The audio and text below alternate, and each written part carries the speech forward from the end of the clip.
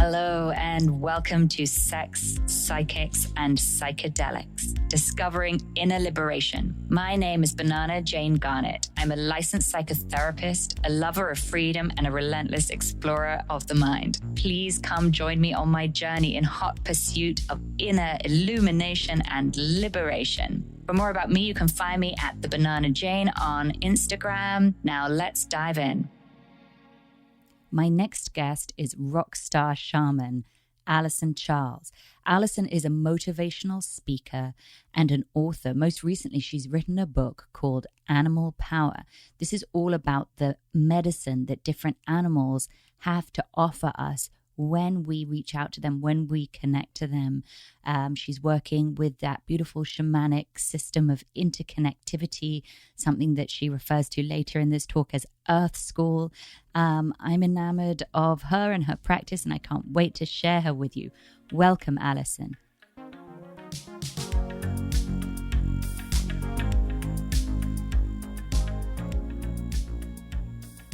Well, welcome. I have looked at your book, Animal Power, and I think it's so wonderful. Congratulations.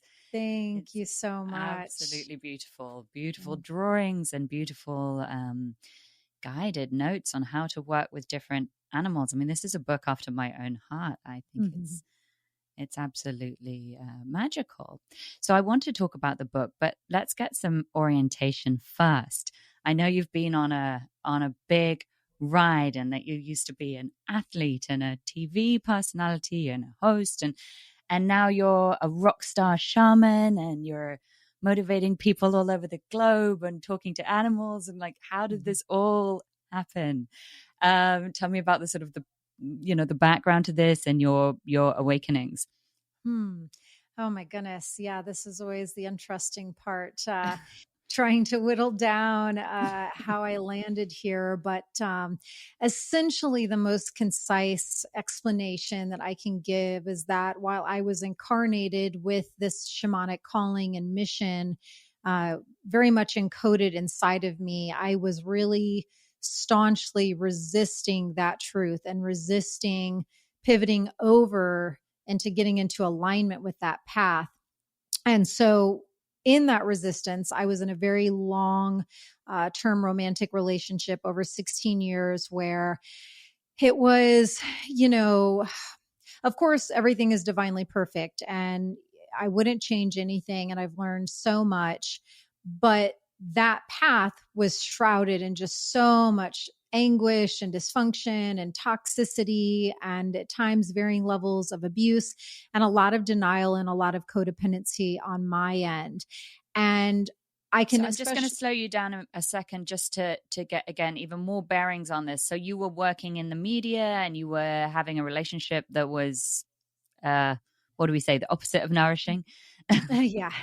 Yeah, I think that's a good way to describe it. I mean, before I was working in media, we were both college athletes. And so that was a previous identity that was very much entrenched in me, was, national champion athlete. And there's a lot of layers to unpack there. But once my body started to break down, yes, then I started to pivot over to the world of media. And I was a radio host and a TV talk show host. And it was during my time in television that all of the awakening processes started to come into more full effect. Yes. And what were the awakening processes?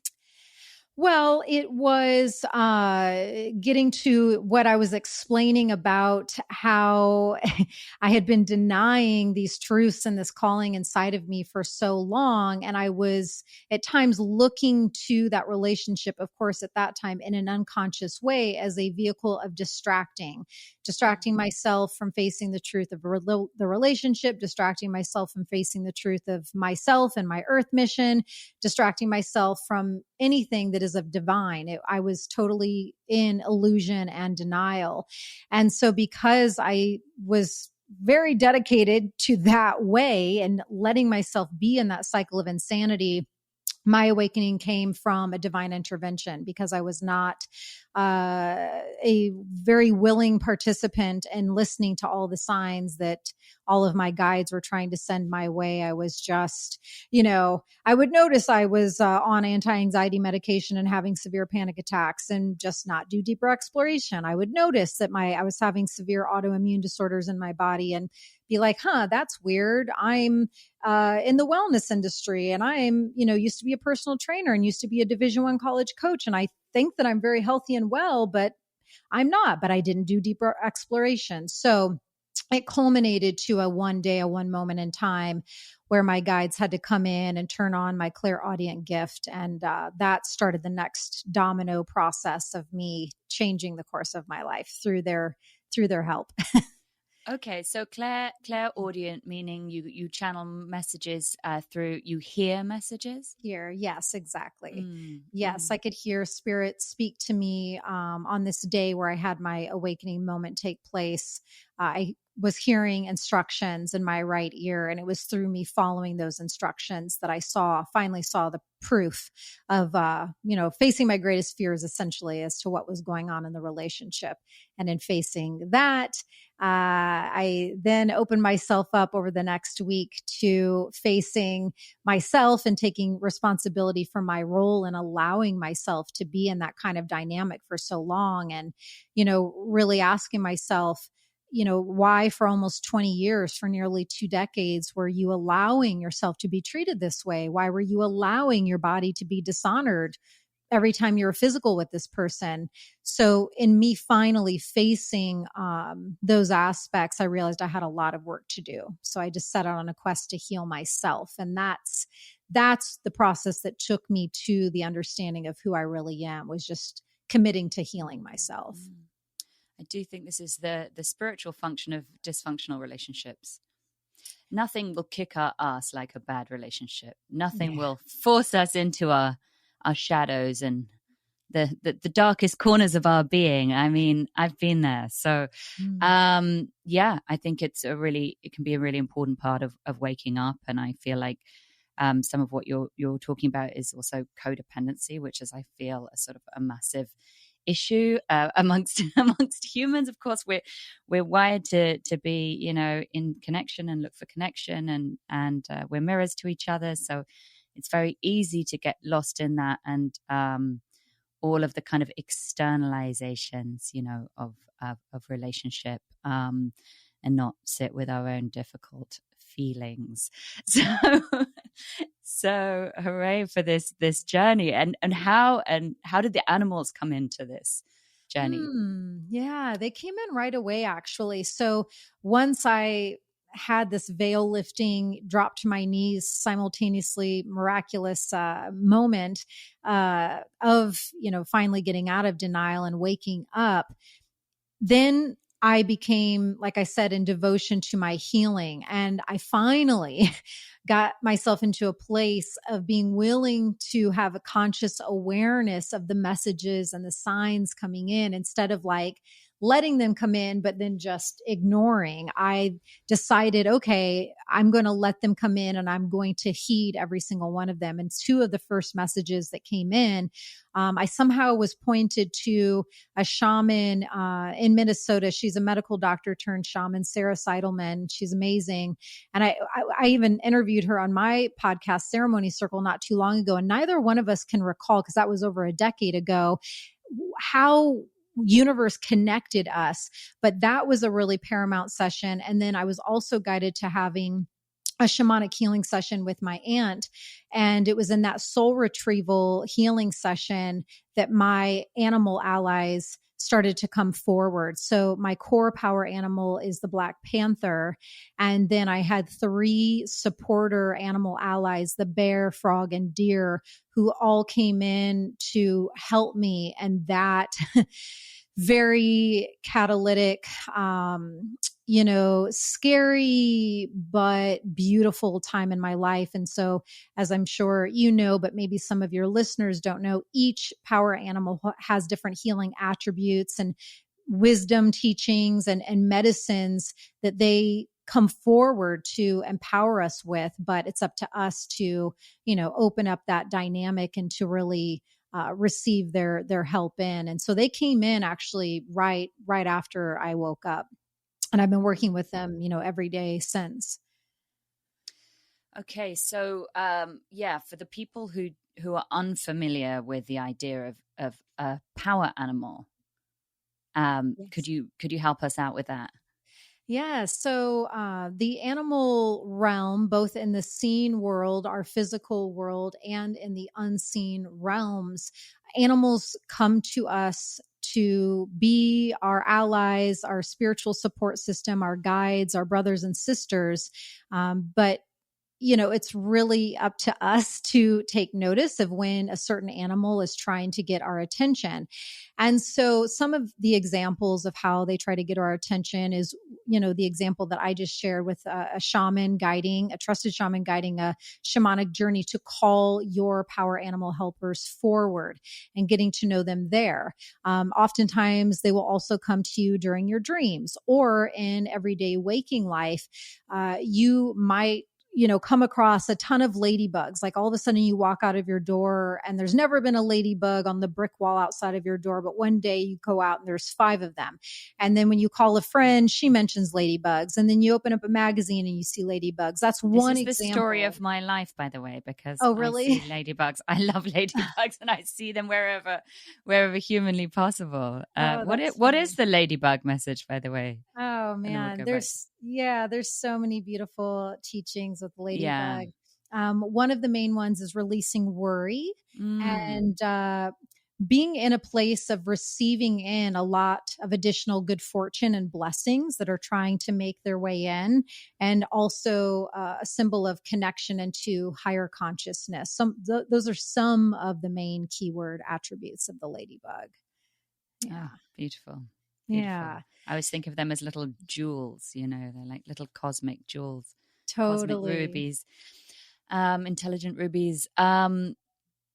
Gosh, it's so fascinating to me because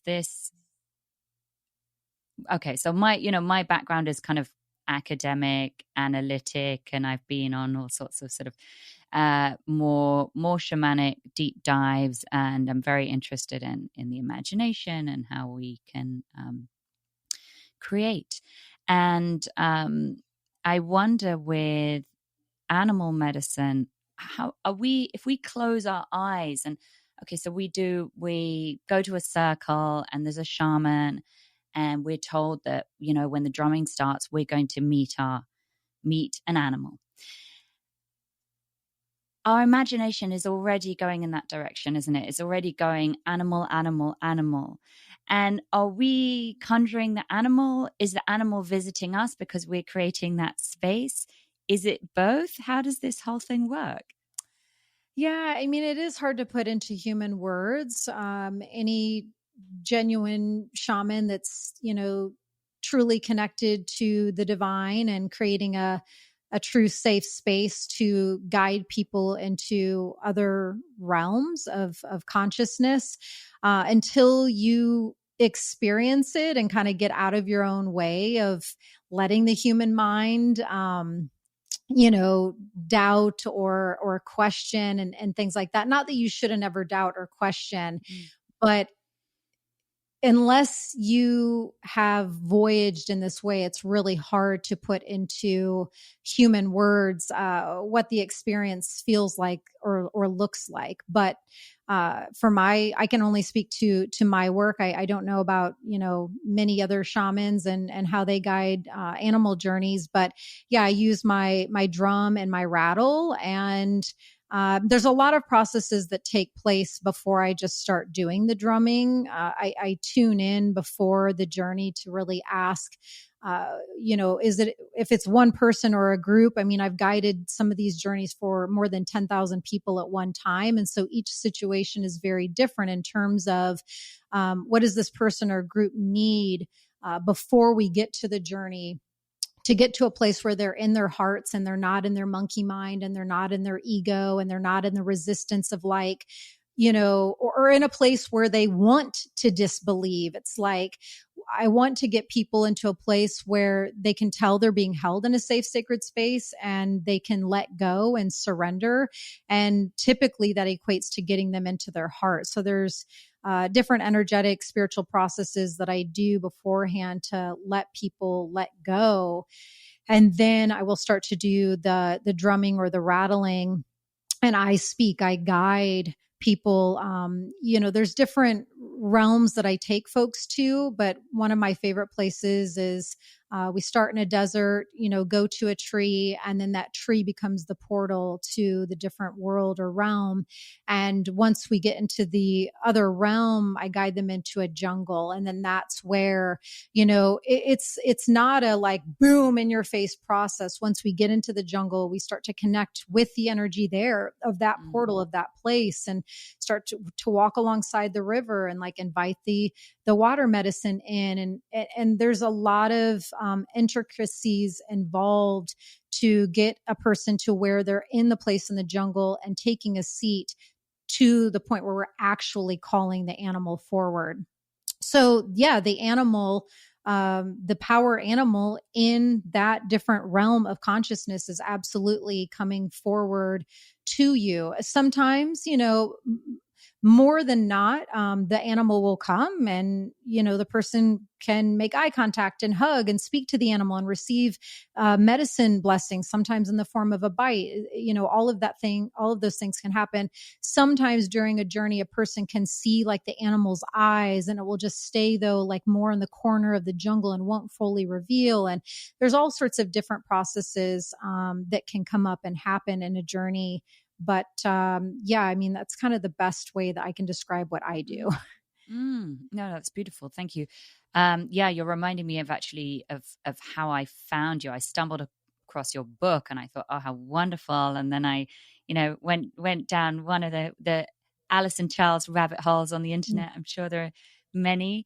And I found myself doing your meditation. One of your meditations was a meter. An animal guide or a power animal meditation.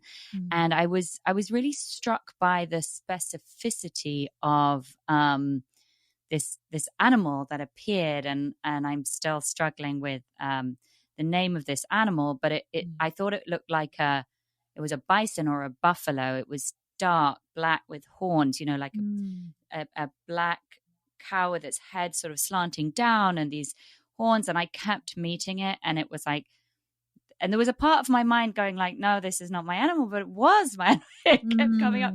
And then I looked it up, and it was hard for me to find this specific animal because I looked up, I think it was bison, and they have those like woolly heads. I was like, no, my animal didn't have a woolly head, it had a shiny head.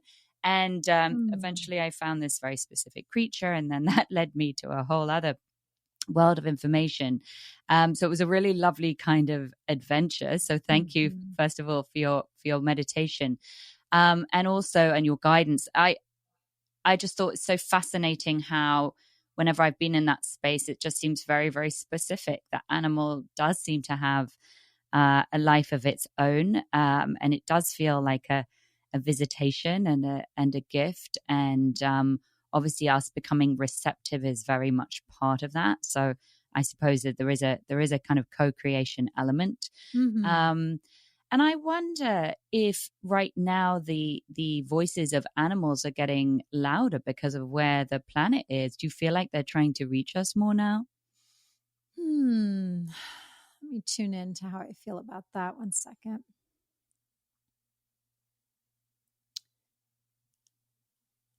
I mean, the answer that came in right away was that, they've always been very present. And one thing that, is interesting about the power animal guides, as opposed to other guides that I work with, like certain ascended masters or archangels, the animals do tend to very much appreciate a leaning in on our part and an invitation, some sort of an acknowledgement on our end of like, I see you. Thank you. I would like to open up this connection line even further.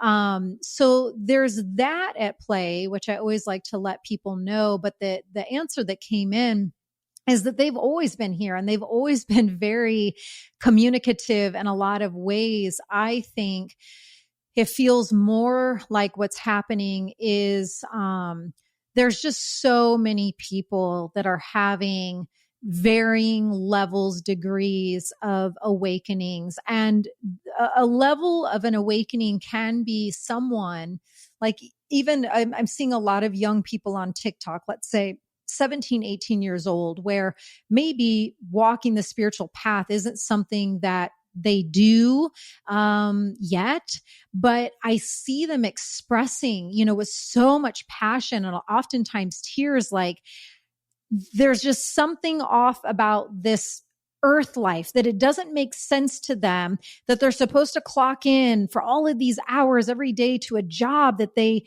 don't like. And like, how is it that we incarnate on this magnificent planet and all they want to do is explore it, but they feel like they have to go and live a certain way. And I'm just seeing that so often. And it's really a beautiful process for me to witness. Of course, I hope that they find their way with as much grace and ease as possible. But while it may not be a divine intervention awakening like I had, that's so clearly their soul intelligence, their soul trying to communicate with them of like, there is a different way than this model of living that a lot of us have been told is the way or the only way. So my point is, people I think are just on a conscious or still bit of an unconscious level right now, waking up more and more and more every day to leaning in and being more receptive and open to the possibilities that animals really are our spiritual teachers and guides. So it's not that the animals weren't there or weren't being vocal or weren't being present. I think it's more people are just finally feeling that true place in their low belly of like, wow, this resonates. This feels like truth. And this other way of earth life doesn't. And that kind of dynamic. Yeah, I get that. It's part of a bigger awakening that's happening. Yeah. So do you have any practical tips for people who are in sort of early stages? Of course, as you mentioned, there are so many shades of awakening and it's a very individual process, but do you have any guidance on that? Yeah, that's a beautiful question. And you hit the nail on the head. Yes, it's so nuanced and so unique in every single person's case, how the path begins to open up for them. And if they decide to fully walk across that threshold and keep going, or if they want to turn back around and go back the other way, there's so many details to it. But one tip that I give that was the biggest life changer for me, of course, like I've said, my awakening came from an intervening of my spiritual guides. But the next step that I took that I do give myself credit for was my decision to surrender. And it was in, the veil lifting for me and me seeing all of those hard aspects about myself to face that I realized that I needed to face myself a lot more and do a lot of deep healing work. And so I finally decided to get out of my own way is essentially how I can describe surrender. And I did speak out loud to Great Spirit, to Great Mother Earth, and to my own soul. And I expressed my readiness to get out of my own way. I acknowledged that I did not know what I was doing and that I was ready to really receive in their support. And of course, I used to offer, one of the 9 shamanic journeys was one all around surrender. And I offered a surrender statement for those, of course, that resonated with, and they wanted to lean into that process, that it was available to them. But you can come up with your own surrender statement, whoever you work with and speak to, whether it's God, Goddess, universe, source, the cosmos, whoever your place is. And I, of course, recommend sitting in some sort of a sacred place, even if it's an altar in your own home that just has a candle and some other sacred object that helps you remember who you truly are. And once you feel in connection to your own heart, just expressing, I recommend out loud. It doesn't have to be, but you can do it inwardly or outwardly, expressing your readiness to divine and to great Mother Earth, that you really want to work in harmony and in a co-creative space with them. And then the next important step to all of that is to heed the guidance that comes in, because the messages and the support, you will start to be more aware of it. But again, you've got two options. You can pretend that you didn't hear the whisper from the wind or that nudge from source for you to go into a place that you weren't planning to go, or whatever it might be. You can either ignore it, or you can listen to it and follow what I call the divine connect the dots. And the last little thing I'll share with that is oftentimes, especially initially, the signs that come in may feel very illogical or strange or weird and make you question, like, but that doesn't make sense. And that's kind of by divine design. So you can begin to cultivate a trust within your own self, a trust of your connection to your intuition, and a trust to divine and the messages they're sending. So if you feel something as odd as that something might feel, follow it and see where the breadcrumbs take you. Mm. Yeah, I'm all for following breadcrumbs. What's coming up for me as you talk about surrender, which I think is a really important concept and a hard one, and something I've really grappled with and continue to. It's really, this opening up to this idea of, I really don't know. Mm-hmm. I don't know. None of us actually know. Mm-hmm. I mean, we really don't know. This is the fucking cosmic joke. Yeah. I don't know. I can't do this alone. And not only that, but I actively need help and support. I actively need it. I look for it. I embrace it, please. And I think it's so against everything we've been sort of taught, which is in this kind of rugged individualism that we were sort of raised in. We're supposed to prove ourselves and kind of do it alone and pull it off. And it's like, what is this it that we're supposed to all be, manifesting? Again, it's quite interesting when we look at those words, like pulling it off. It's a kind of otherized position. It's the no there of life, So okay, so if it's not it, then it's this. And what is this? And then this is like, wow. I mean, the great mystery. Yeah, exactly, this great mystery, this great unfolding, this opening versus proving. And yes, and then we're in this world of symbols, signs. I mean, I personally call it the world of fruit and flowers. So I sort of default world is, it's like skyscraper world, and then future world to me is the world of fruit and flowers. So it's to me, what that means is sort of following feeling, following beauty, following truth on a work, in a sort of embodied way. So that's more like, what do I find yummy and delicious and connected and feels kind of, it's sort of like what feels true and good and delicious. So that's my sort of little version of it. But yeah, so when we're in this world of sort of starting to listen and navigate in a different way, then we're looking at signs. So this is interesting. And how do we need to know, like, where voices are coming from? We might have a voice saying, you must, quit your job. like, who do we need to know where that voice comes from? Do we trust that that's higher self?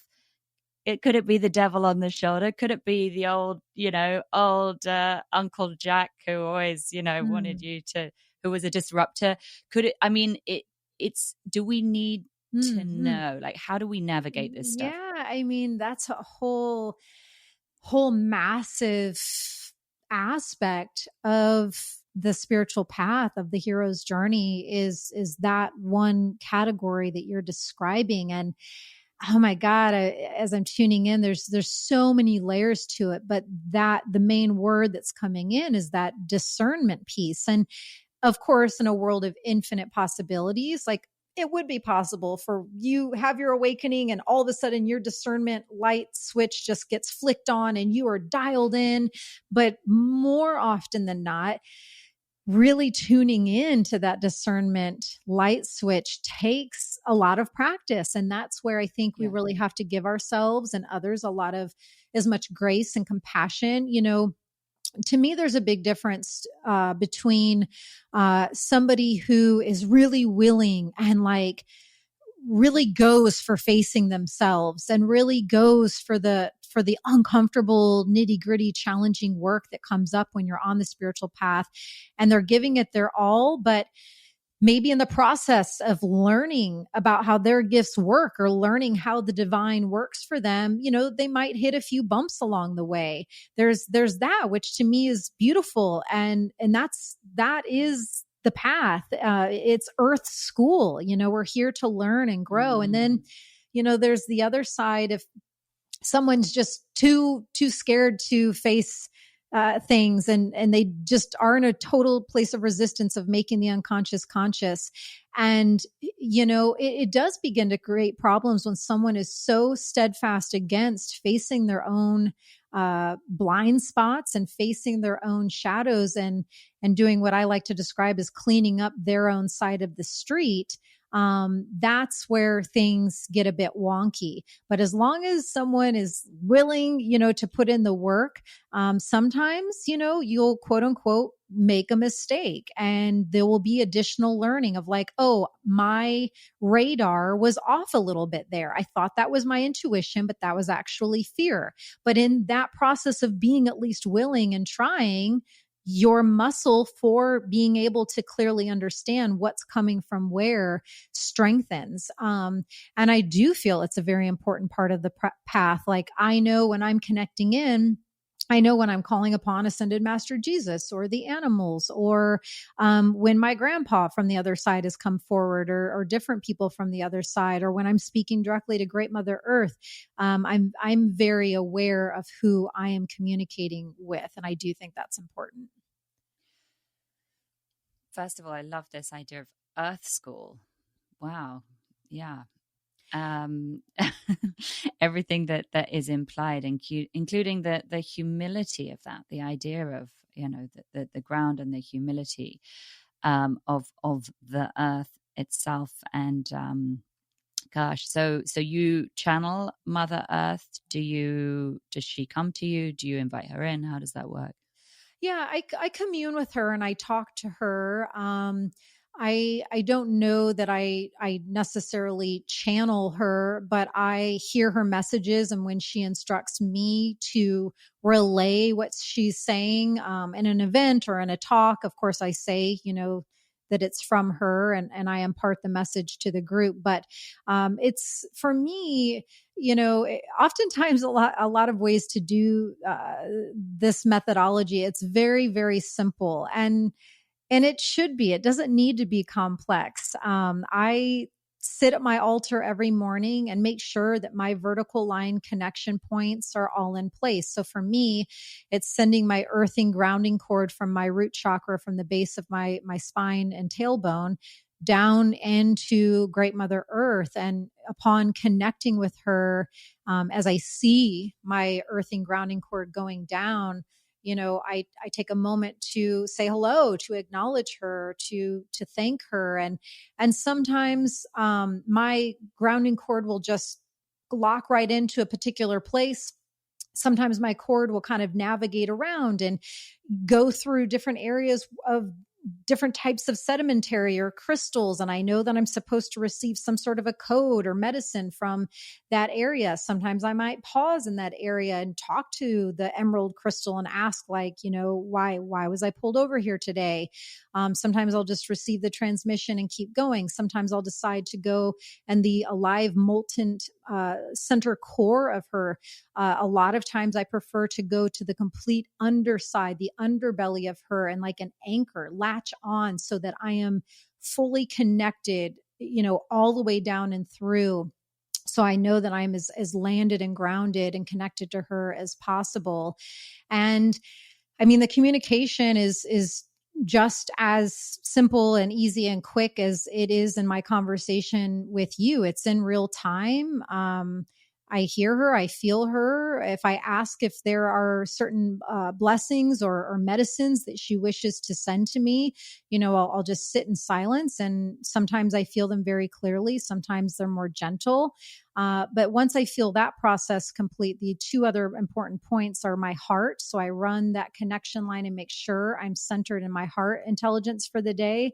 And then my cosmic line directly into the center of source. And it's a very similar process of tracking that cord up, feeling the clicking and connecting in. Sometimes the Ascended Master Jesus is waiting there to have a little chat with me, or other guides are there. Sometimes I'm just in source field and I'll just marinate in that for a second, give an honoring thank you.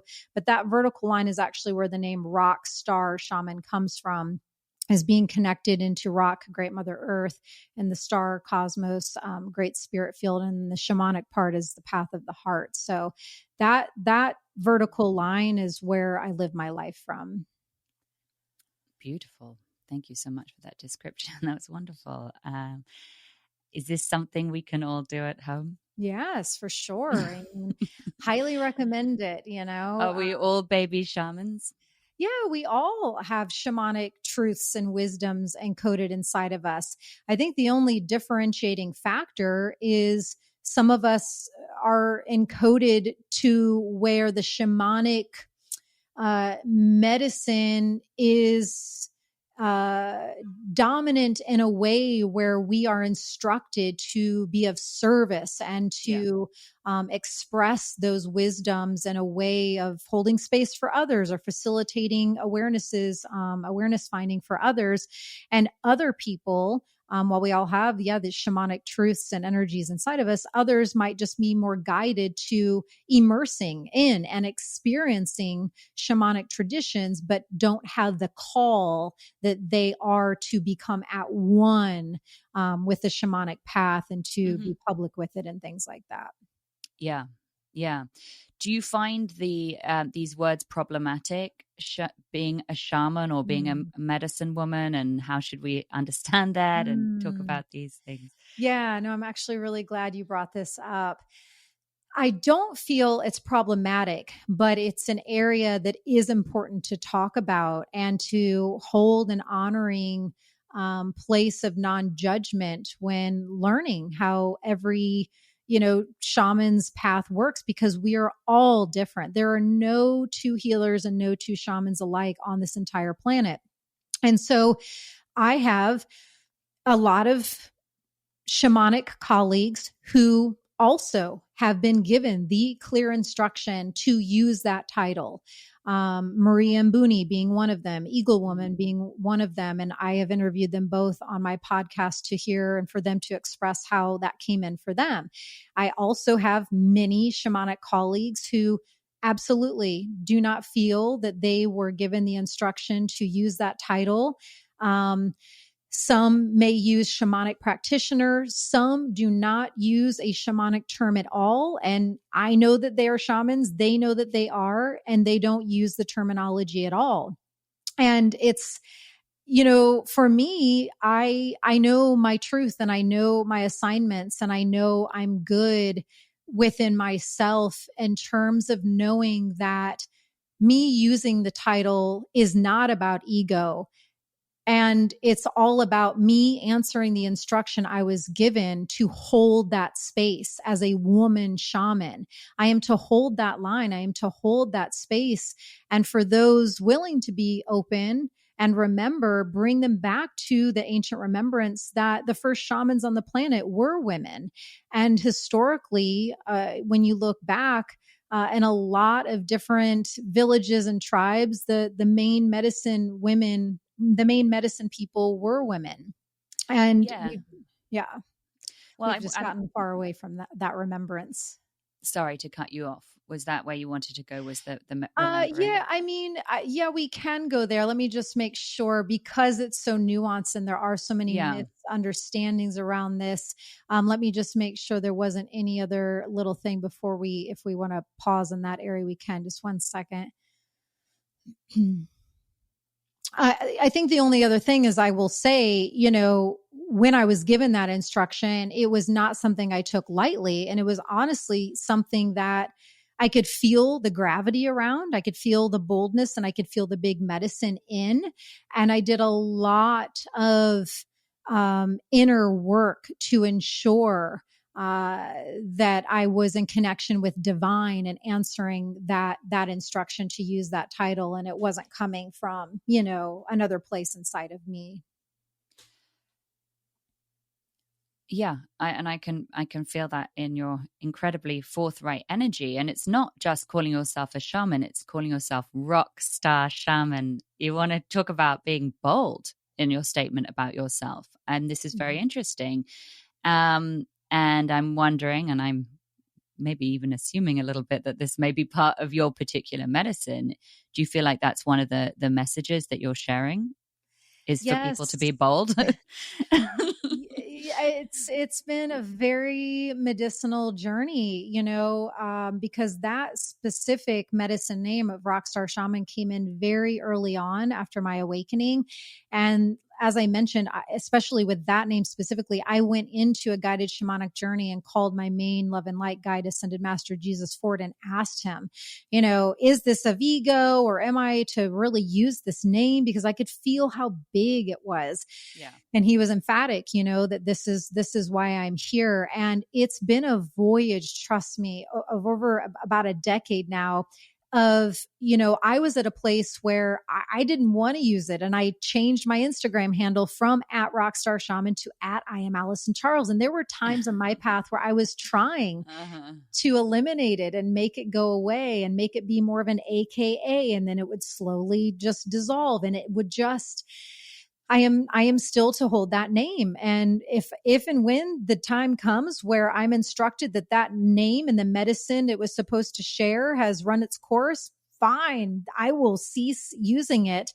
But yes, it is I really learned that I've also been instructed to be an educator in the space. And that was another area that I really resisted, because it's a big responsibility, and it's over a sensitive subject matter.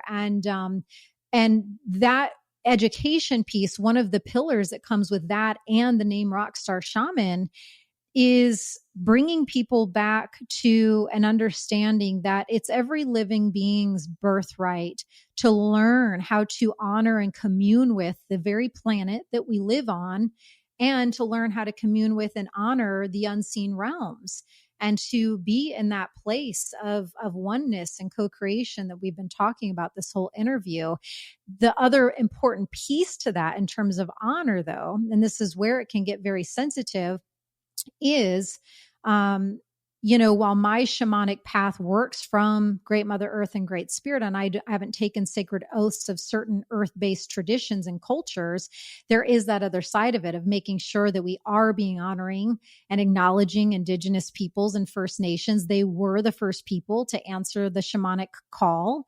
And a lot of them have been incredibly brave in holding sacred truths and wisdoms for hundreds or thousands of years. And, for a lot of them, it's not been easy to maintain the aliveness of those sacred practices. So while I don't adhere to a particular lineage that's earth-based, I still always, and I do feel it's important for any shaman or shamanic practitioner to acknowledge, the fact that those of us, especially that do this work publicly, we're very fortunate to be in this place, because a lot of them still to this day, their sacred practices are still illegal. So there's a lot to all of this. Yeah. There's a lot at your back.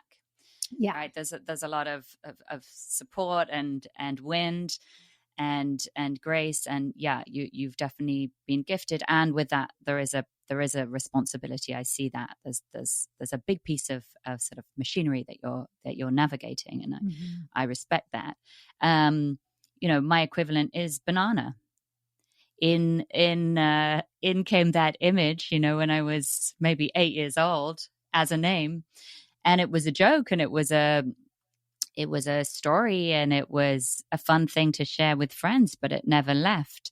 And over time, and this is not animal medicine, this is fruit medicine, but hey, it's this symbol has had a very interesting, powerful, ongoing sort of unfolding, unpeeling for me, as a symbol of sort of juiciness, embodiment, sexuality, intrigue, and silliness, which is actually, that's a lot of my sort of sacred path is the fall and silliness and questioning and the unlearning and the unknowing and unpeeling and revealing. And it's so interesting what ends up being sacred, in life. It's just it's not necessarily back to, unlearning, and it's not what you think.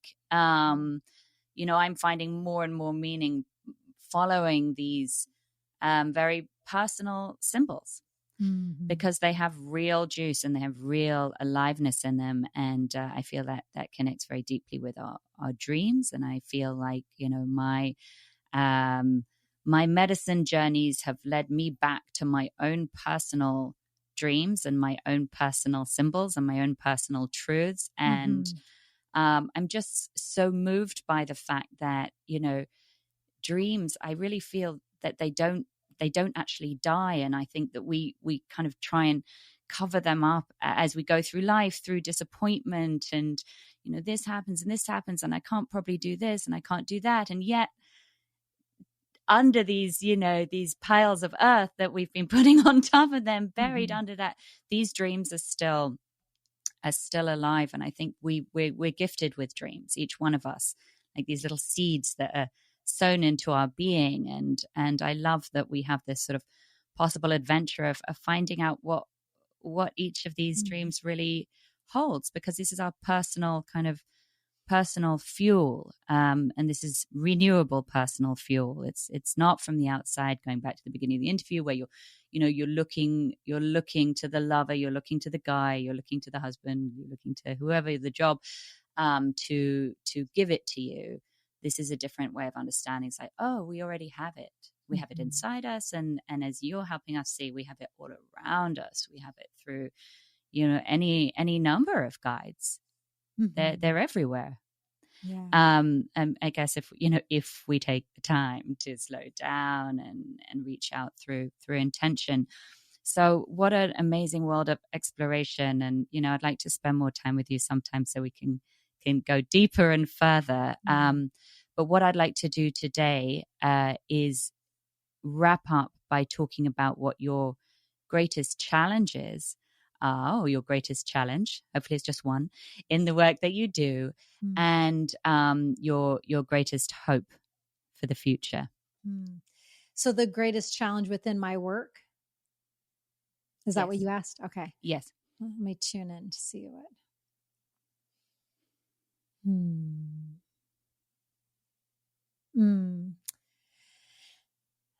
Yeah, a couple came in, so let me see which one to say.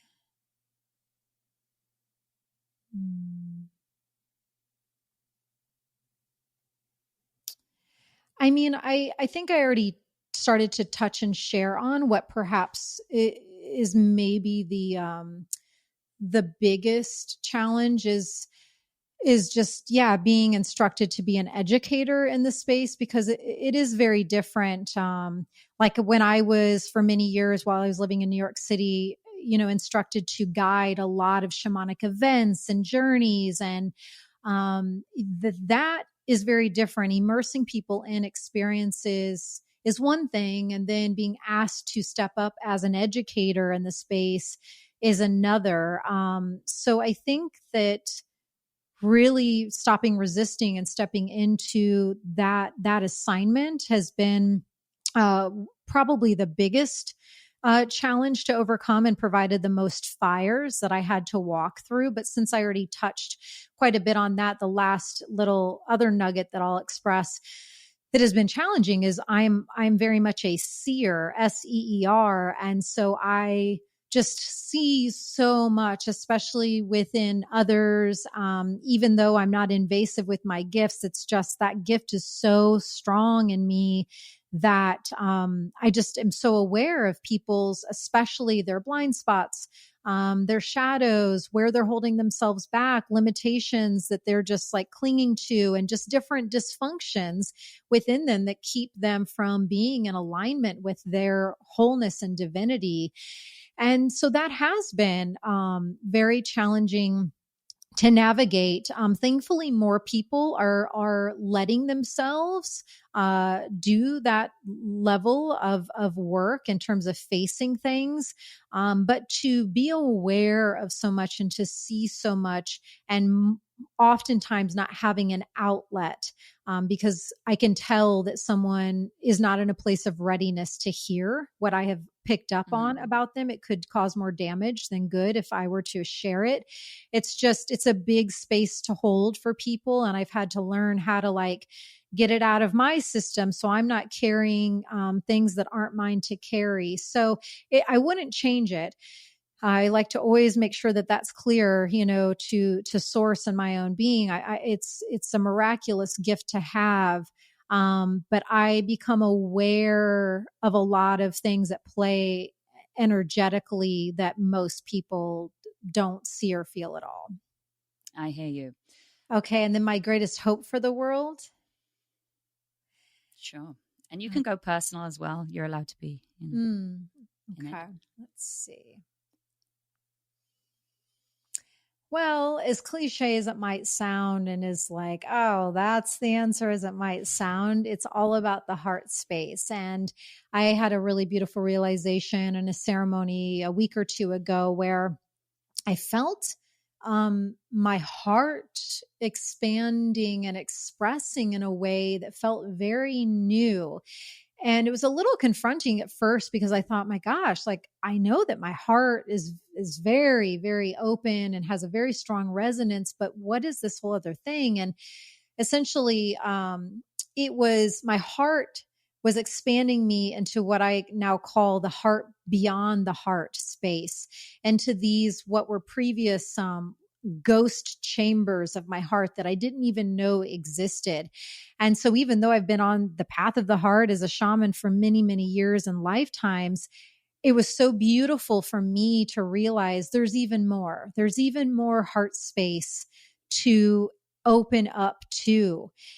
And so I think my greatest hope right now is for people to not discredit, the wisdom of the heart, and to really, of course, you can't force anyone to do anything, but if it resonates in any level, start to commit to practices, rituals, methods, ceremonies that turn you back to you, that heal, cleanse, clear, transmute, do whatever your heart is beckoning to have done for it, so that you can unite with it and really be in tune with the guidance system that lives there. Because if we are united with our own hearts and we know ourselves in full and in true, that allows us to hold a place of compassion and non-judgment for others who want to get to know themselves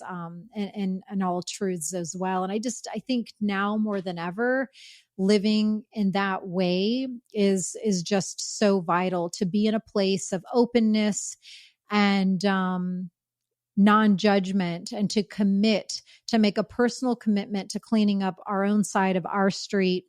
And in doing so, you can't avoid doing the work of the heart. So tuning in right now, or when this interview is done, and asking your own heart, what does that look like for me? What does that look like for us?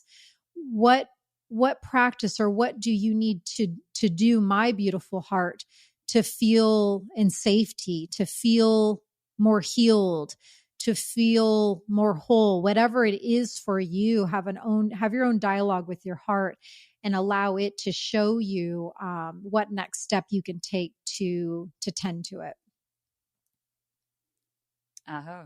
I love your message. This is beautiful. Thank you so much for sharing. And tell us where we can find you best.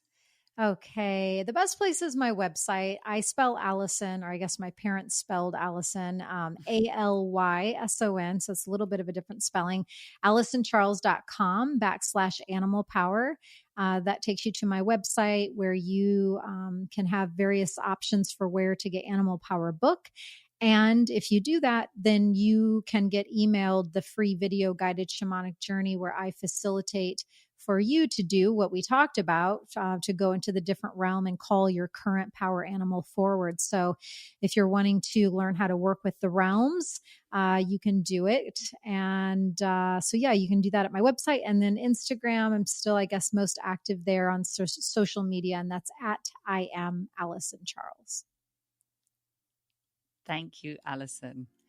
Thank you, BananaJane. It's been really good getting to know you. And I love that I had no idea that BananaJane was a medicine name for you. And I loved expanding into a greater understanding of how that's functioned in your path, in your life. And yeah, it was beautiful to connect with you more today. Thanks for having me on. Likewise. Sending you love. You too. Bye, Danny. Bye.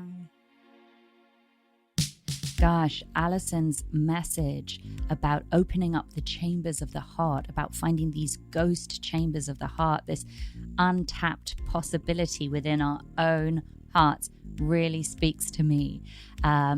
Sending out love and light, and I'll catch you for the next one.